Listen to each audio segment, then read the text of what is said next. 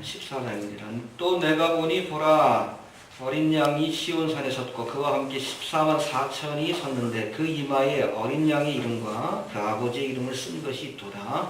내가 하늘에서 나는 소리를 들으니 많은 물소리도 같고 큰 내성도 같던데 내게 들리는 소리는 꿈 못하는 자들의 그 꿈 못하는 것 같더라. 저희가 보좌와 내 생물과 장로들 앞에서 새 노래를 부르니 땅에서 부족함을 얻은 14만 4천인 밖에는 능히 이 노래를 배울 자가 없다. 이 사람들은 여자로 더불어 더럽히지 아니하고 정절이 있는 자라. 어린 양이 어디로 인도하든지 따라가는 자며 사람 가운데서 구속을 받아 처음 익은 열매로 하나님과 어린 양에게 속한 자들이니 그 입에 거짓말이 없고 흠이 없는 자들이더라. 또 보니 다른 천사가 공중에 날아가는데 땅에 거한 자들 곧 여러 나라와 족속과 방언과 백성에게 전하는 영원한 복음을 가졌더라. 그가 큰 음성으로 가로되 하나님을 두려워하며 그에게 영광을 돌리라. 이는 그의 심판하실 시간이 이르렀음이니 하늘과 땅과 바다와 물들의 근원을 만드신 이를 경배하라 하더라. 또 다른 천사 곧 둘째가 그 뒤를 따라 말하되 무너졌도다 큰 바벨론이여 모든 나라의 그 은혜 노래하여 진노의 포도주를 먹이던 자로다 하더라. 또 다른 천사 곧 셋째가 그 뒤를 따라 큰 음성으로 가로되 만일 누구든지 짐승과 그의 우상에게 경배하고 이마에나 손에 표를 받으면 그도 하나님의 진노의 포도주를 마시니 진노의 잔에 섞인 것이 없이 부은 포도주라. 거룩한 천사들 앞과 어린 양 앞에서 불과 유황으로 고난을 받으리니 그 고난의 연기가 세세토록 올라가리로다. 짐승과 그의 우상에게 경배하고 그 이름의 표를 받는 자는 누구든지 밤낮 쉼을 얻지 못하리라 하더라. 성도들의 인내가 여기 있나니 저희는 하나님의 계명과 예수 이름을 지키는 자니라. 또 내가 들으니 하늘에서 음성이 나서 가로되 기록하라. 자금 이후로 주 안에서 죽는 자들은 복이 있도다 하시네. 성령이 가라사대 그러하다 저희 수고를 그치고 쉬리니 이는 저희의 행한 일이 따름이라 하시더라. 또 내가 보니 이 구름이 있고 구름 위에 사람의 아들과 같은 이가 앉아 있는데 그 머리에 금들만은 있고 그 손에는 이하는 나스가다. 또 다른 천사가 성전으로부터 나와 구름 위에 앉은 이를 향하여 큰 음성으로 외쳐 가로되 네 낯을 휘둘러 거두라. 거둘 때가 이르러 땅의 곡식이 다 익었음이로다 하니 구름 위에 앉으신 이가 낯을 땅에 휘두르매 곡식이 거두어지니라. 또 다른 천사가 하늘에 있는 성전에서 나오는데 또한 이한 낯을 가졌더라. 또 불을 다스리는 다른 천사가 제단으로부터 나와 이한 낯 가진 자를 향하여 큰 음성으로 불러가라되 네 한낫을 휘둘러 땅의 포도송이를 거두라. 그 포도가 익었느니라 하더라. 천사가 낯을 땅에 휘둘러 땅에 포도를 거두어 하나님의 진노의 큰 포도주 틀에 던짐에 성 밖에서 그들이 밟히니 그래서 피가 나서 말굴레까지 닿고 1614개월에 퍼졌더라. 아멘. 몇 주 동안 살펴본 요한계시록 12장부터 14장까지의 말씀은 일곱 나팔의 재앙과 일곱 대접의 재앙 사이에 삽입된 삽경, 그러니까 전후의 사건을 설명하기 위해서 포함된 삽입구라고 이렇게 이해하시면 될 것 같습니다. 일곱 나팔의 재앙과 일곱 대접의 재앙 사이에 이렇게 꽤 긴 3장이나 걸친 이 삽경이 쓰여진 것은 이때가 바로 7년 대환란 가운데서도 야곱의 환란이라고 일컬어지는 본격적인 후반부 3년 반의 대환란이 시작되는 시점이기 때문에 그렇습니다. 그렇습니까? 우리가 70일의 가운데 하늘에 이 7년 대환란 이야기를 하지만 사실은 전반부 3년 반보다는 후반부 3년 반에 집중적으로 환란과 심판이 집중되는 것을 우리가 알 수 있습니다. 알겠습니까? 예. 물론 여러분 7년 대환란의 초창기부터 이 적그리스도가 세계 지도자로서 그렇게 인정을 받게 되지만 보십시오. 실질적으로 세계를 지배하는 독재자로서 그야말로 정권을 휘두르는 그러한 시점이 되는 것이 바로 3년 반, 그래서 그 계기가 되는 사건이 멸망에 가증한 것이 거룩한 곳에 선 것을 보거든 그날이 가까운 줄로 알라. 저 성전에 자신의 우상을 세우고 이제는 뭐 자신이 있다는 얘기예요. 사람들에게 짐승의 표를 강요하고 자신을 경배하기를 그렇게 강요하는 이 3년 반의 기간 1260일입니다. 이것을 예레미야서에서는 야곱의 환란이라고 얘기를 합니다. 해봅시다. 야곱의 환란. 야곱의 환란. 알겠습니까? 본격적인 환란이 시작되는 바로 그 직전에 바로 이 사건이 지닌 신앙적 의미와 이 고난 가운데서도 믿음을 지켜야 될 이유에 대해서 설명하기 위해서 그럼 12장, 13장, 14장의 삽경, 긴 삽경이 거기 포함되어 있다고 이해하시면 될 것 같습니다. 지금까지 살펴본 12장, 13장을 우리가 간단히 살펴보면 이제 12장에 보니까 하늘에서 쫓겨난 붉은 용이 자기의 때가 얼마 안 남은 줄 알고 이제 여자와 그렇죠? 그의 남은 자손을 진멸하려고 그의 대리인인 적그리스도와 거짓 선지자에게 권세와 능력을 줍니다.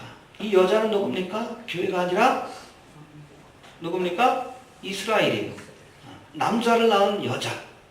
그래서 뭐 12별과 하늘과 달, 해를 입은 여자. 여러분 이것은 바로 이스라엘 지파, 이스라엘의 12지파를 상징하고 있고 요셉의 꿈하고 매치가 됩니다. 이 여자가 바로 이스라엘 족속입니다. 그리고 이 여자가 낳은 아들은 누굽니까? 남자. 예수 그리스도예요. 예수 그리스도. 그래서 이 여자와 여자의 후손들, 그렇죠? 이스라엘 족속들입니다. 그 얘기한 이스라엘 족속들을 핍박하기 위해서 대리인을 세우게 되는데 그것이 바로 바다에서 올라온 짐승. 뭘 상징합니까?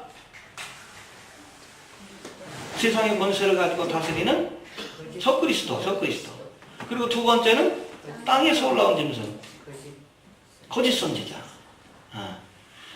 이 적그리스도와 거짓 선지자, 이 두 짐승에게 권세를 주어서 하나님과 하나님의 백성을 대적하게끔 합니다. 알겠습니까? 예. 특별히 이 기간 동안 믿음을 지키려고 하는 이스라엘 백성들과 또 7년 대환란의 기간 동안에 회개하고 예수를 믿은 이방인들. 교회라고 표현하지 않습니다. 환란 성도라고 얘기합니다.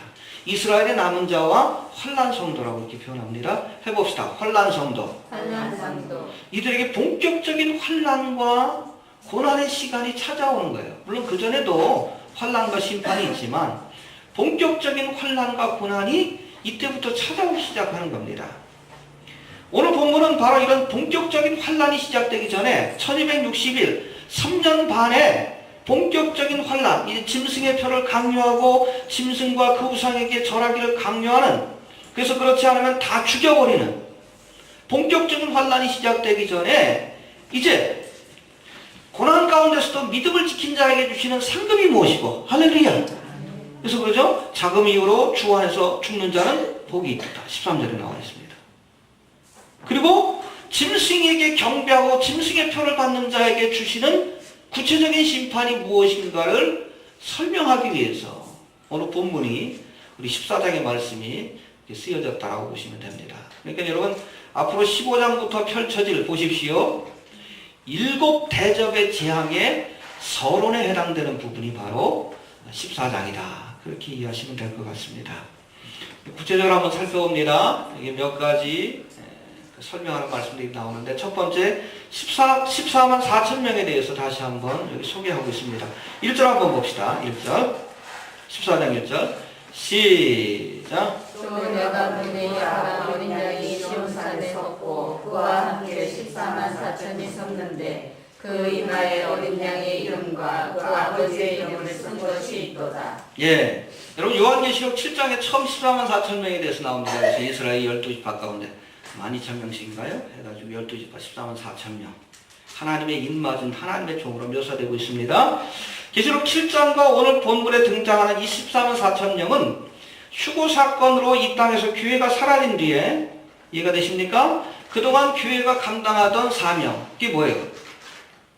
복음 전파의 사명을 위임받은, 이해가 됩니까? 돌감람나무로서 참감람나무에 접붙임을 받고 선교적 열매를 맺는 그 사명을 감당했던 이 교회가 휴거의 사건으로 사라진 뒤에 본래 참감람나무 가지였던 이스라엘 민족이 다시 한번 주님의 은총을 얻고 회개하고 복음 전파, 선교적 사명, 제사장 사명을 감당하게 되는데 그 제사장 사명을 감당한 사람들 가운데 대표적인 사람이 바로 14만 4천 명이다라고 이해하시면 됩니다. 이해가 됩니까? 예. 오늘 본문에 등장하는 14만 4천 명이 바로 그 중심. 그래서 교회를 대신해서 선교적 사명을 감당하는 이스라엘 족속, 이스라엘 민족을 대표하는 사람들이다. 그렇게 이해하시면 될 것 같습니다. 그래서 여러분 계시록 7장과 14장에서 14만 4천 명을 소개하는데 조금 그 내용이 다릅니다. 그래서 7장에 보면 14만 4천 명은 이스라엘의 각 지파별로 소개합니다. 그들이 무슨 지파에서 12,000명씩 이렇게 해서 14만 4천 명이다. 이렇게 소개하고 있다면 오늘 본문에는 어린 양과 함께 시온산에 서 있는 저들의 모습을 지금 소개하고 있어요. 1절 다시 한번 볼까요?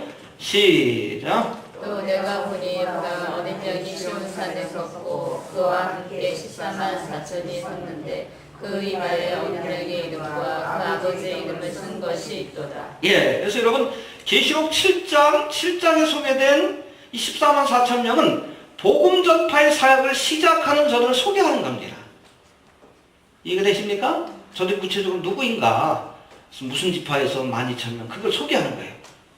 그렇다면 오늘 본문 14장에서 소개하고 있는 이 14만 4천 명은 이제 하나님 앞에서 이 복음 전파의 사역을 다 마치고, 할렐루야, 재림하신 주님과 함께 시온산에서 승리자의 모습으로 서 있는 14만 4천 명의 모습이라고 생각하시면 됩니다.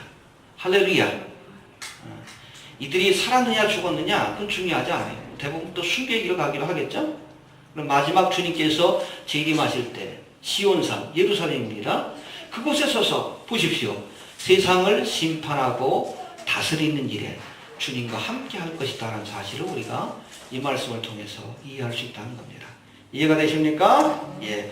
그래서 4절과 5절 말씀해 보면 7년 대환란의 기간 동안에 저들이 보여준 믿음과 또 충성스러운 행위가 무엇인가 다음과 같이 이렇게 소개하고 있습니다.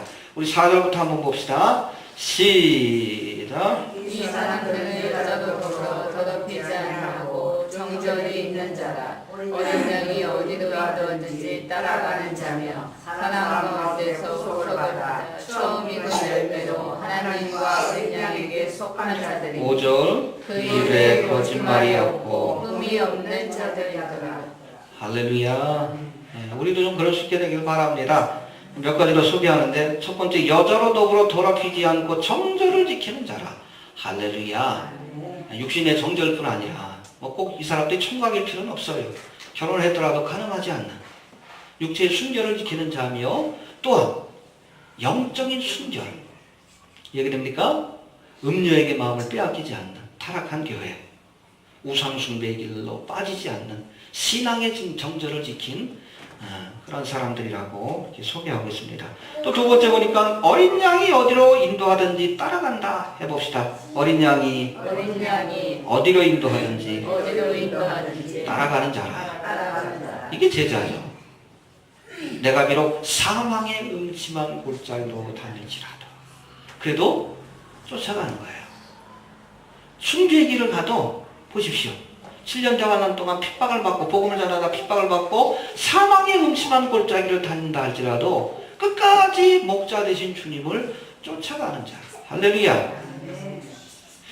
또 세 번째, 사람들 가운데 구속을 받아 처음 익은 열매라고 이렇게 소개하고 있습니다. 해봅시다. 처음 익은 열매라. 처음 익은 열매라. 예, 처음 익은 열매란 first fruit라고 해서 제일 좋은, 이게 구속받은 사람들 중에 대표입니다.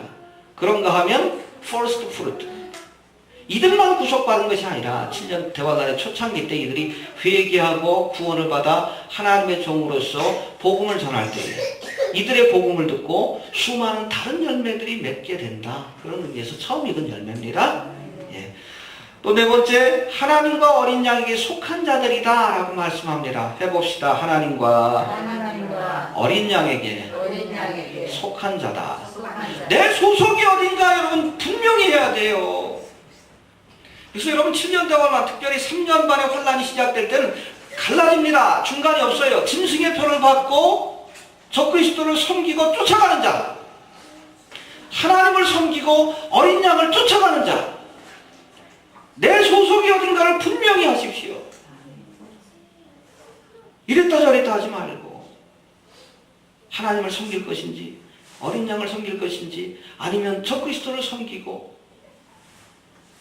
우상숭배 길로 갈 것인지 하나님께 속한 자들이 시온산에 서게 될 줄로 그렇게 믿습니다. 예. 그리고 5절에 보면 그 입에 거짓말이 없고 흠이 없는 자들이다. 해봅시다. 거짓말이 없고 거짓말이 없고 흠이 없는 자다. 흠이 없는 자다. 흠 없는 행실. 그래서 복음을 전할 때는 여러분 입술로만 전하는 게 아니에요. 우리 행실을 통해서. 그리고 거짓 없는 입술로 뭘 전합니까? 하나님의 말씀, 진리 되신 하나님의 말씀을 거짓 없이 더하거나 빼지 않고 목에 칼이 들어와도 그 입술로 증거하는 자들, 이런 사람들이 시온산에 서게 될 것이다. 할렐루야. 예. 결국 1절에 보면 어린 양과 함께 이 14만 4천 명이 시온산에 섰다라고 하셨는데 이것은 장차 재림하실 주님과 함께 시온산에서 세상을 심판하고 다스릴 권세를 얻게 될 이들의 모습을 우리에게 보여주고 있는 겁니다. 끝까지 어떤 어려움이 있어도 믿음을 지키는 자에게 우리 14만 4천 명과 같은 시온산에 서게 되는 그런 승리 또 축복이 주어지게 될 줄로 그렇게 믿습니다. 예. 또 두 번째 천사가 등장하게 되는데 여기 첫 번째, 두 번째, 세 번째 세 천사가 등장해서 계속 자신들의 사명을 감당하게 되는 모습들이 소개되고 있습니다. 근데 첫 번째 천사가 무슨 사역을 감당하고 있는지 한번 봅시다. 6절 7절 시작. 또 보니 다른 천사가 공중에 날아가는데 땅에 거하는 자들 곧 여러 나라와 족속과 방언과 백성에게 전할 영원한 복음을 가졌더라. 그가 큰 음성으로 가로되 하나님을 두려워하며 그에게 영광을 돌리라. 이는 그의 심판하실 시간이 이르렀음이니 하늘과 땅과 바다와 물들의 군원을 만드신 이를 경배하라 하더라. 예. 이 14만 4천 명 하나님의 종을 소개하는 말씀이 끝난 뒤에 이제 특별한 사명을 위임받은 세 명의 천사들, 첫 번째, 두 번째, 세 번째, 그리고 또 인자가 나타나서 또 세상을 심판하는 사역을 감당하게 되는데 이 세 명의 천사를 소개하고 있는데 그 첫 번째 천사에게는 영원한 복음을 전하는 사명이 맡겨졌어요. 해봅시다. 영원한 복음을 전하더라. 예, 왜 영원한 복음입니까? 우리를 영원한 생명으로 인도하는 말씀이기 때문에 그래요. 그런가 하면 영원히 사라지지 않는, 천지는 사라져도 내 말은 1.1핵도 사라지지 않고 다 이런 것이다. 하나님의 말씀은 영원합니다. 시대마다 하나님의 말씀과 진리를 왜곡시키려는 사람들이 있는데 아니에요.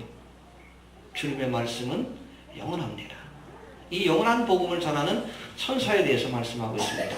근데 이 천사가 공중에 나타난대. 공중. 영어 성경에 보니까 킹제임스 버전에 이 공중에 나타난다고 했는데 이 공중이라는 것이 the midst of heaven이라고 해서 우리가 보통 구름이 떠 있고 새들이 날아다니는 우리가 볼 수 있는 스카이입니다. 파란 하늘, 대기권이죠. 이 공중 한가운데 천사가 나타나서 모든 족속과 백성과 방언에게 이 영원한 복음을 전한다고 했어요. 할렐루야. 모든 사람이 들을 수 있도록, 볼 수 있도록 저 한가운데 midst of heaven이라고 되어 있습니다. 저 공중 한가운데 나타나서 이 천사가 모든 족속과 방언으로 저들이 들을 수 있는 언어로, 그러니까 한국 사람 한국말로 듣는 거고 중국 사람 중국어로 듣는 겁니다. 그 방언으로 분명하게 하나님의 말씀을 전한다라고 했습니다. 이해가 됩니까? 7년 대환란의 어느 시점에 이 주의 천사, 아마 여러분 짐승의 표를 강요하기 바로 직전이라고 저는 생각을 합니다. 결단하라는 거예요. 이 복음을 듣고 끝까지 믿음을 지킬 건지 아니면 짐승의 표를 받고 하나님의 심판을 받을 것인지 복음을 전하는 겁니다. 주의 천사가 하늘에서 나타나서 전 세계 사람들이 다 지켜보는 가운데 영원한 하나님의 말씀을 전한다는 거예요. 이 땅에 있는 모든 나라와 족속들이 이해할 수 있는 저들의 방언으로 분명하게 이 말씀을 전하게 될 겁니다. 놀라운 사건이죠? 여러분 마태복음 24장 14절에 보면 이 종말에 대한 주님의 말씀인데 감람산 강화 거기 보면 이 천국 복음이 모든 민족에게 증거되기 위하여 온 세상에 전파되리니 그제야 끝이 오리라 그런 말씀이 있어요. 해봅시다. 천국 복음이 모든 민족에게 모든 민족에 증거되기 위하여 증거되기 위하여 온 세상에 전파되리니 온 세상에 전파되리니 그제야 끝이 오리라. 그제야 끝이 오리라. 그렇죠? 복음이 세상에 다 전해져야 끝이 온다는 거예요. 근데 여기서의 끝은 휴거가 아니라 예수님의 재림이라는 사실을 기억하시길 바랍니다. 휴거되기 직전에 세상의 모든 땅끝까지 복음이 다 전파된다는 것이 아니에요. 7년 대환란의 기간 동안에 온 세상에 복음이 전파되리라 하신 이 말씀이, 이 예언의 말씀이 성취가 되는데 누구를 통해서? 첫 번째는 인맞은 14만 4천 명. 이스라엘의 인맞은 14만 4천 명. 이들이 전 세계로 나가 복음을 전합니다.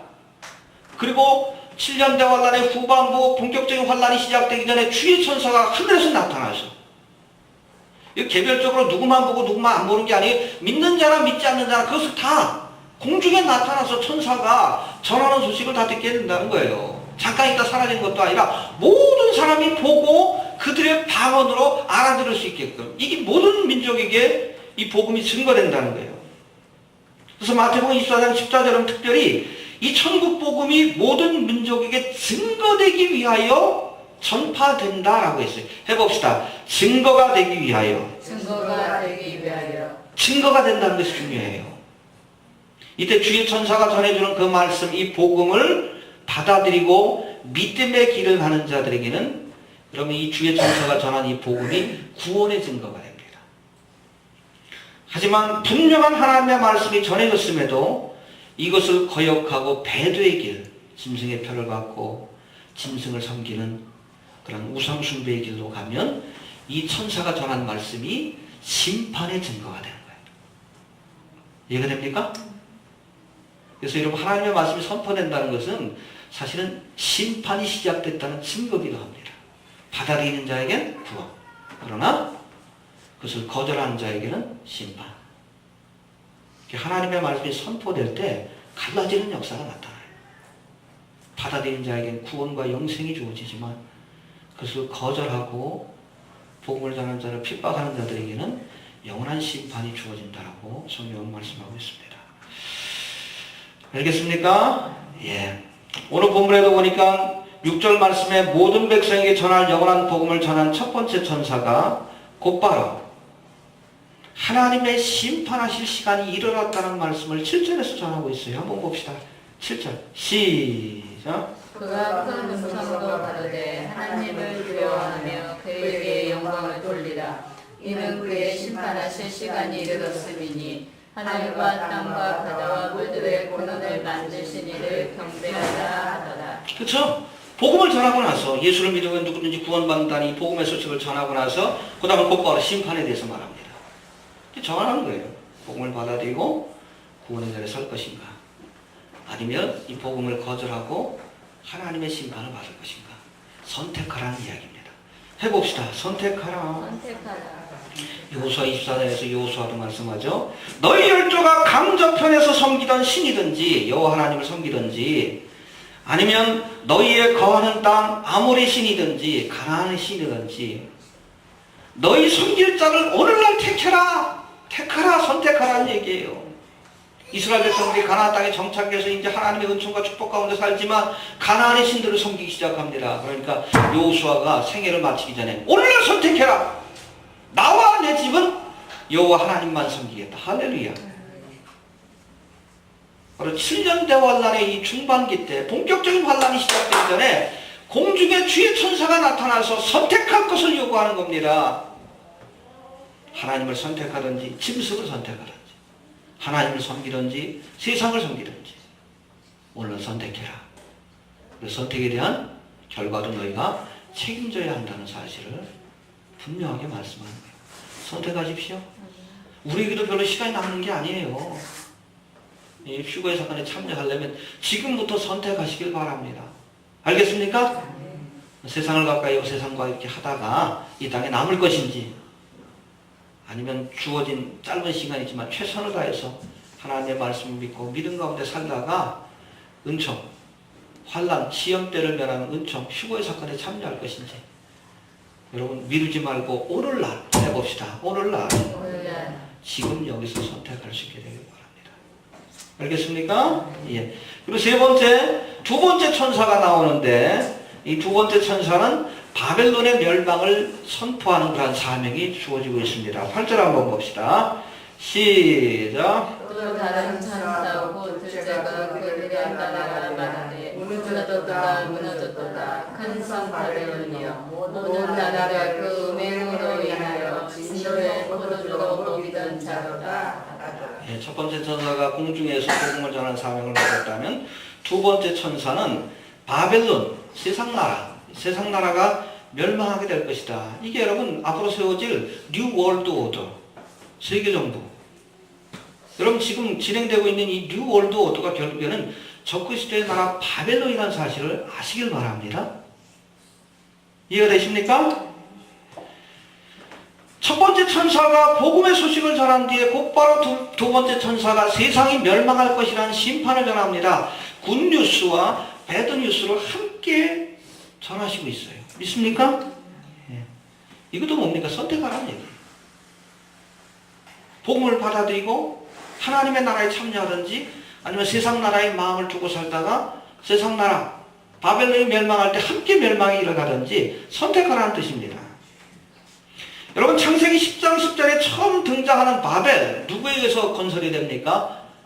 니므롯이에요. 니므롯. 그래서 여러분 성경은 니므롯이 하나님 앞에서 뭐 큰 용사라 그랬는데 하나님 앞에서라는 것이 하나님을 대적하는 적그리스도를 상징하는 인물입니다. 그가 뭘 지었어요? 바벨탑을 건설했어요. 이 바벨탑이라고 그러지만 사실은 탑이라기보다는 도시입니다. 탑 형식으로 된 엄청난 도시예요. 하나님과 비길이라 우리 이름을 내자.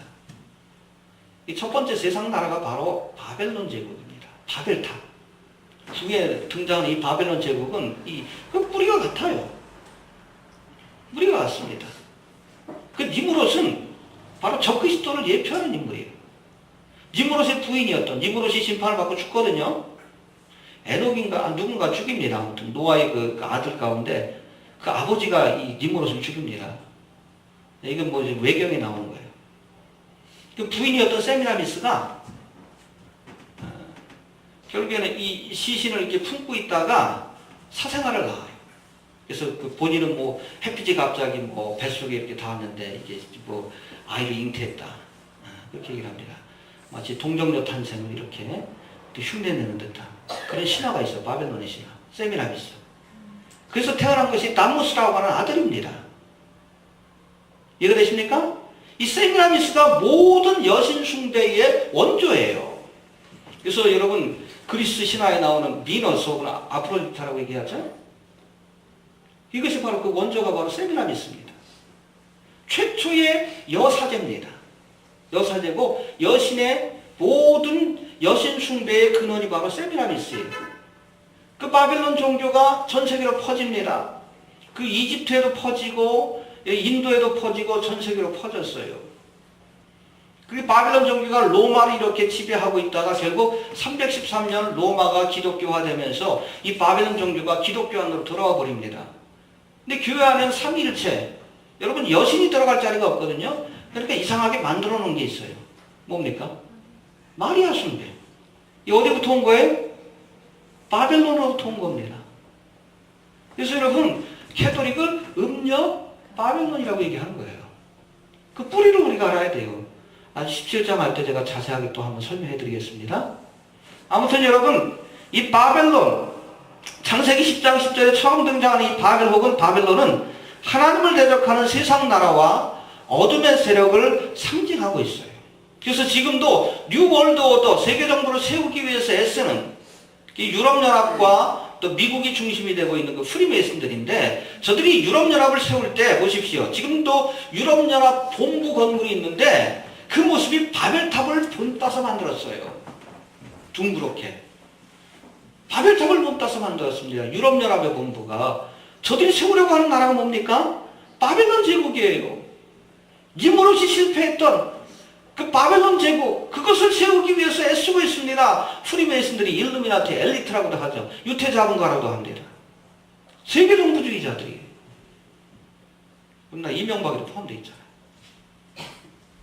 이상한 짓거리 하는 거죠, 지금.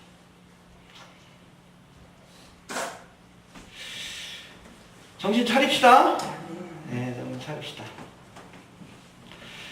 이 요한계시 17장 18절에는 이 바벨론의 멸망이 구체적으로, 그렇죠? 여기는 서론 부분이고 이제 17장 18장 긴 장에 걸쳐서 이 바벨론이 결국 멸망의 길을 가는 모습을 소개하고 있는데 17장에 소개하고 있는 이 바벨론은 음녀 바벨론이, 해봅시다. 음녀 바벨론. 음녀 바벨론. 세상을 음의 길로 인도하는 종교 세력을 의미합니다. 혹은 타락한 교회입니다. 해봅시다. 타락한 교회. 타락한 교회. 종교 세력이에요. 그 18장에는 큰 성 바벨론이 등장하는데 이것은 장차 적그리스도가 세상을 다스릴 통치하게 될 세계 정부의 수도라고 이렇게 알려지고 있습니다.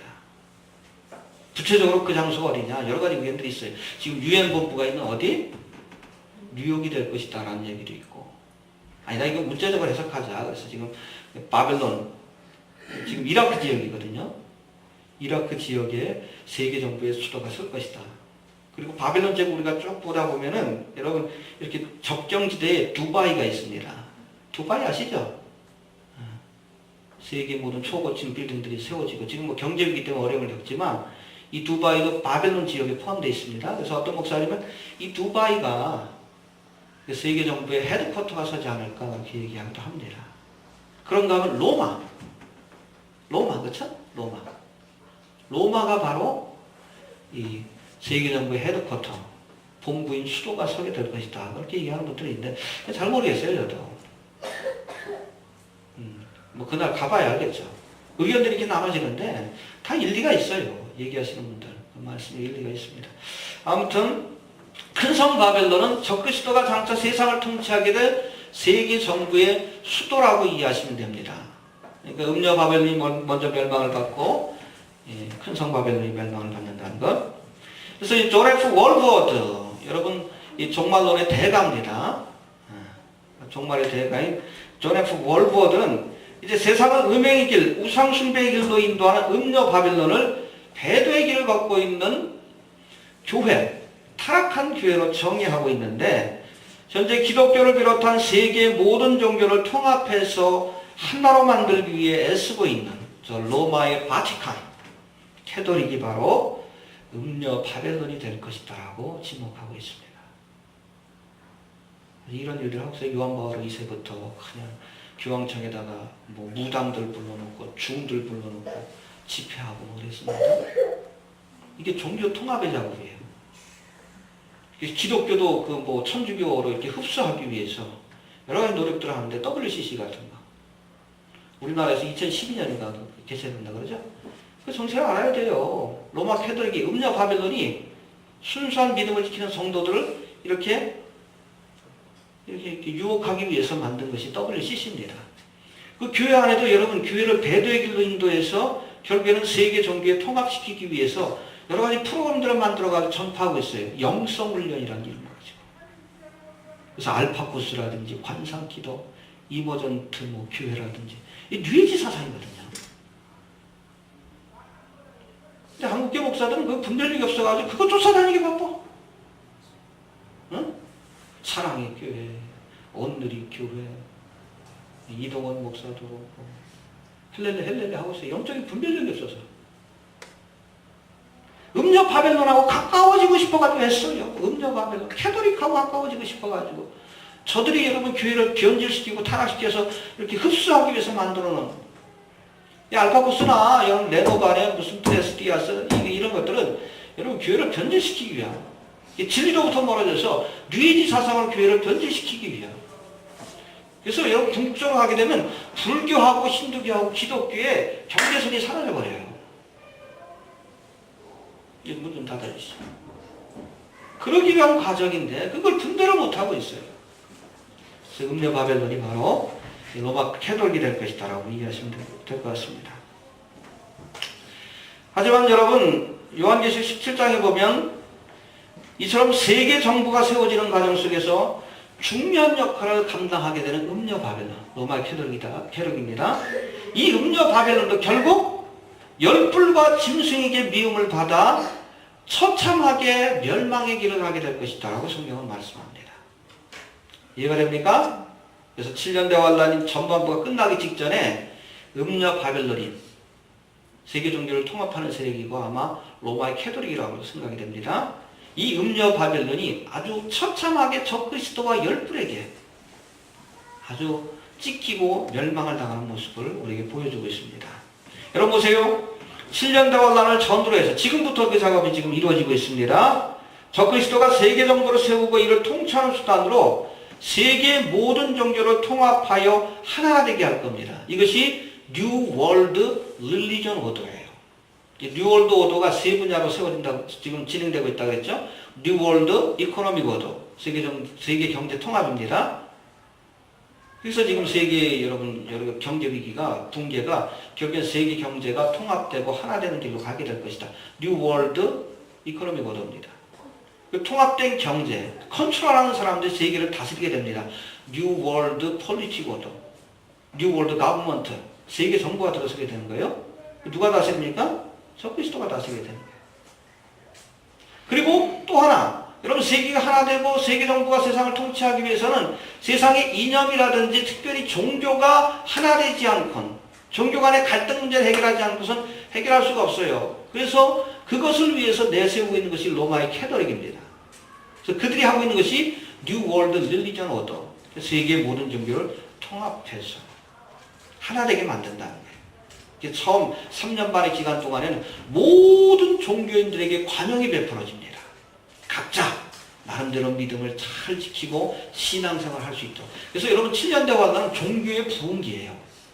모든 사람들이 종교를 갖게 됩니다. 지금도 프리메이슨에 가입하려면 반드시 무엇이든지 종교를 갖고 있어야 돼요. 기독교든 유대교든. 종교가 없으면 가입이 안 돼요. 7년 대환란 초창기 때는 모든 사람들이 다 종교를 갖게 돼요. 각자 나름. 그 자유를 줍니다. 그러나 3년 반의 시간이 끝나면 음녀 바벨론을 적그리스도가 아주 처참하게 진멸합니다.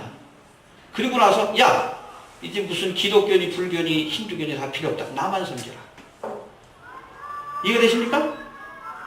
그 음녀 바벨론이 버림받는 때가 온다라고 요한계시록 17장 우리에게 말씀하고 있습니다. 알겠습니까? 예.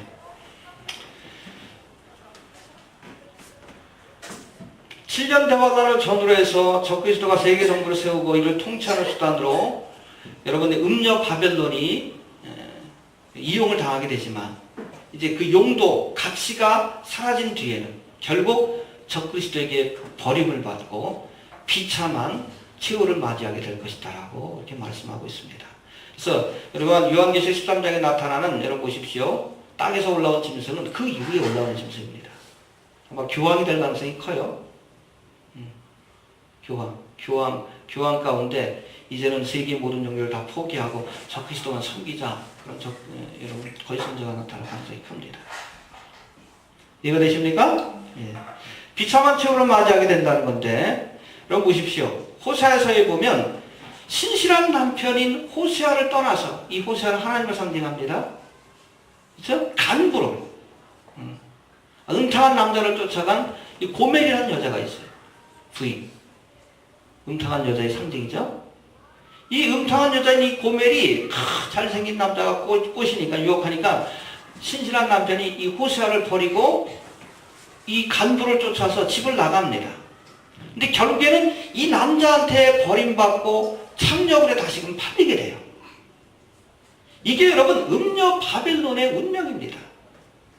하나님과 신랑 되신 예수 그리스도를 떠나서 결국에는 간부인 누구를 쫓아갑니까? 적그리스도를 쫓아가지만 결국에는 적그리스도에게도 버림을 받고 비참한 최후를 맞이하는 저희의 운명에 대해서 성경은 우리에게 말씀해주고 있습니다. 주님은 안 버립니다. 그러나 여러분 사탄 마귀는 이용해 먹고 용도 가치가 끊어지면 아주 잔인하게 버려요. 지금도 뭐 연예계라든지 아니면 그 돈을 버는 경제라는 이런 분야에서 루시퍼를 섬기는 사람들이 있어요. 루시퍼를 섬기면 보십시오. 돈과 명예와 권세를 줍니다. 지금 SM타운이 잘 나가죠? 프리메이슨이에요. 요번에 여러분 뭐 소녀시대 나온 거 있죠? 거기 보면 다 프리메이슨의 상징이 들어가 있습니다. 피라미드 밑에서 춤추잖아.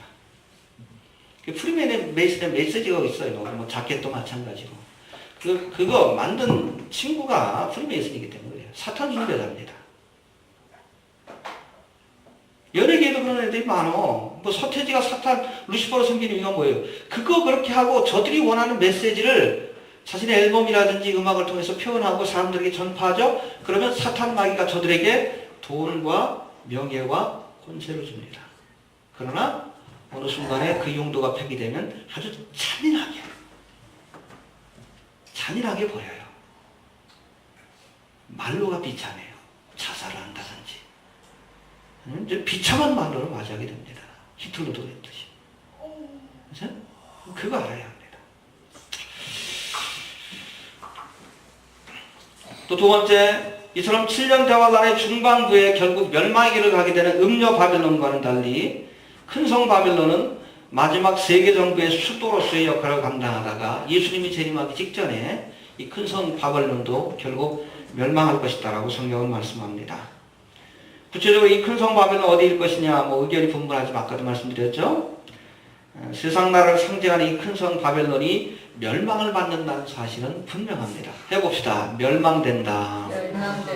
세상 나라는 멸망받기로 작정되어 있어요.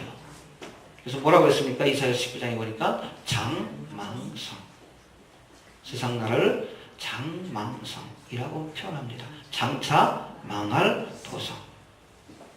여기에 소망 두지 말고 장망성인 세상 나라 바벨론에 소망 두지 말고 여러분 예루살렘 하나님의 나라에 알겠습니까? 거룩한 성인 예루살렘 하나님의 나라와 그 나라의 소망을 두어야 우리 소망이 헛되지 않다는 사실을 여러분 꼭 기억할 수 있게 되길 바랍니다. 예, 이제 본격적인 환난이 시작되기 전에 선택하라고 말씀하시는 거예요. 딴 게 아니라 장차 있을 일에 대해서 3년 만에 여러분 본격적인 환난이 시작되기 전에 혹시 여기 남아서 듣는 분들, 제 아마 설교를 듣는 분들도 계실 텐데 한국 땅에 환난 성도들 가운데 선택해야 합니다. 오늘날 선택해라.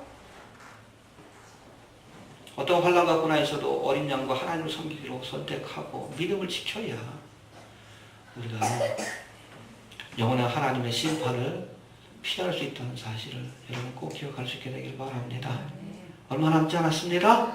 예, 이 모든 일들 지금 음녀 바벨론이 활동을 하고 여러분 적그리스도가 지금 등장하기 바로 직전인 세계 정부가 들어서려고 하는 그런 모든 움직임들 우리가 지켜보면서 때가 얼마 남지 않았다는 거 늘 좀 기억하시고 제 블로그에도 좀 열심히 찾아오세요.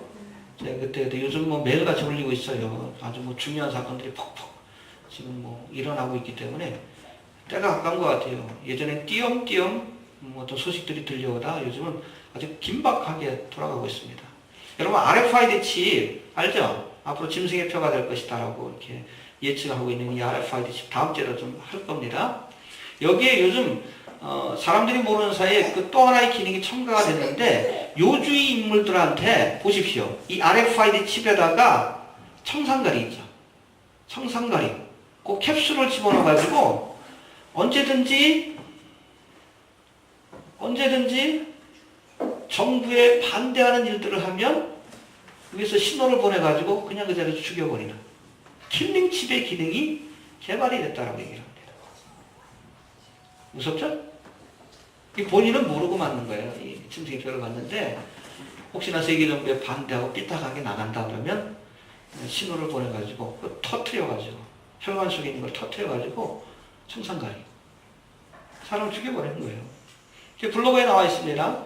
그래서 그거 고발하는 RFID 칩의 그 비밀에 대해서 고발하는 사람이 어떤 뉴스에 나와가지고 대담하는 장면이 나와요. 거기다가 청산가리를 넣어서 사람을 죽이는 그런 기술이 개발이 됐다. 이것이 이렇게 악용될 수 있는 세계 정부에 악용될 수 있는 이런 부분들이 있다라고 고발하는 그런 프로그램들이 있습니다. 좀 보시길 바랍니다. 알겠습니까? 해봅시다. 회개하라. 천국이 가까웠다. 우리가 마지막으로 전할 복음은 그겁니다. 열심히 믿음 생활 좀 잘할 수 있게 되길 바랍니다. 주신 말씀 붙들고 기도합니다. 하나님